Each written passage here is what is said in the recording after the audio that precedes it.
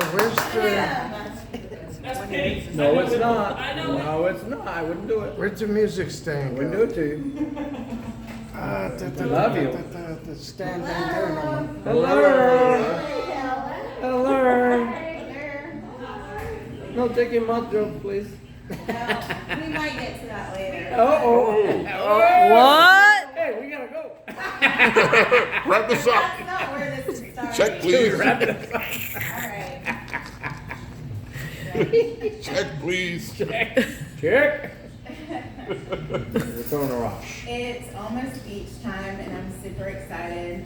Busy time for plumbers, I imagine, what with all the women shaving for the first time, clogging up all the drains. I totally screwed that joke up. Start over. Redo.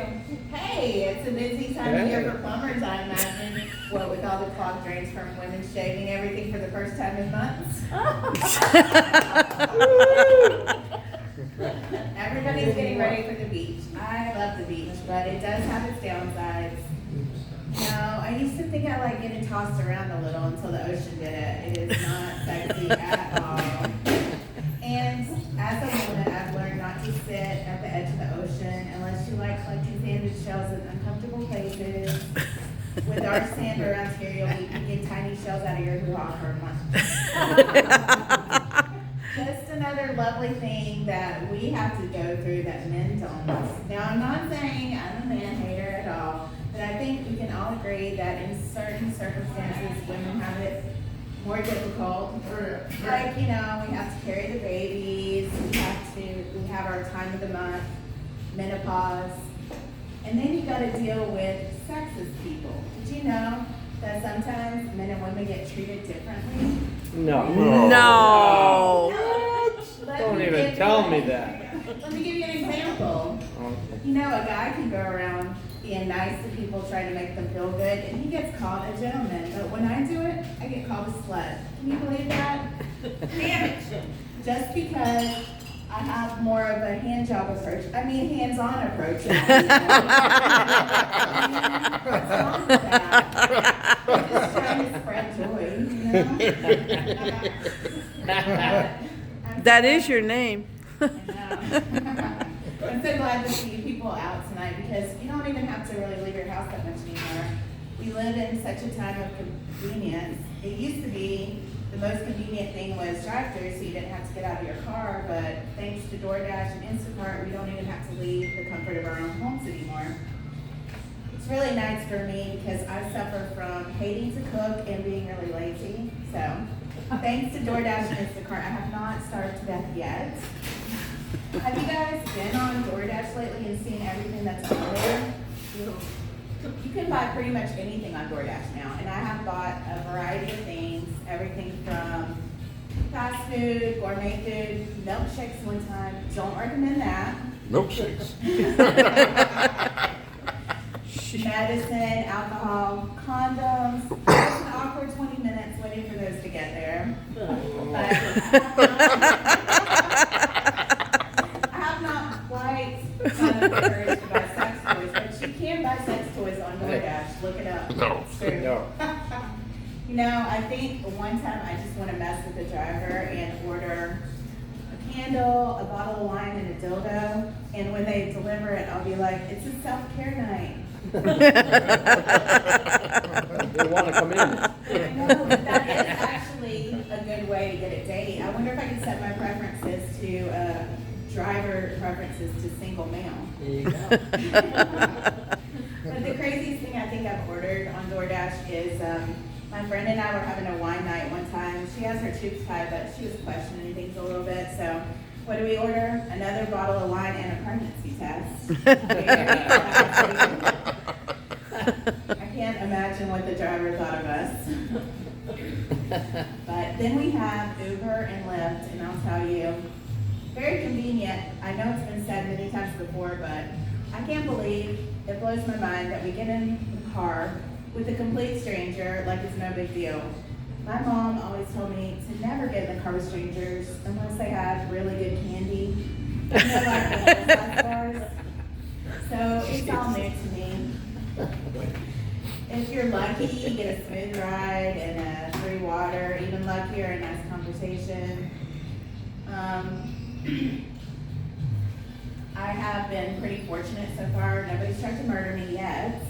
I have had drivers who didn't speak English or just didn't want to talk to me, which isn't ideal. But the worst I ever had this guy who was like the worst driver ever. He was driving like he had murder in his heart. We almost wrecked twice. I didn't think I was going to make it to my destination. And when I got there, I was livid. I couldn't wait to give this guy a bad review.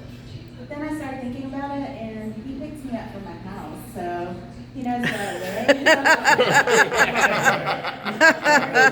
One time, did I really want to tempt fate by giving him a bad review? Didn't want this dude showing up at my house.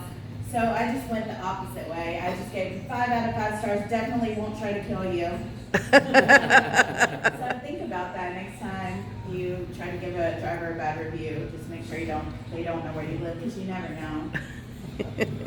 Then, let's see, where am I? I've been thinking a lot about relationships lately and how, you meet somebody, you couple up, maybe move in together, maybe get married, and then what happens?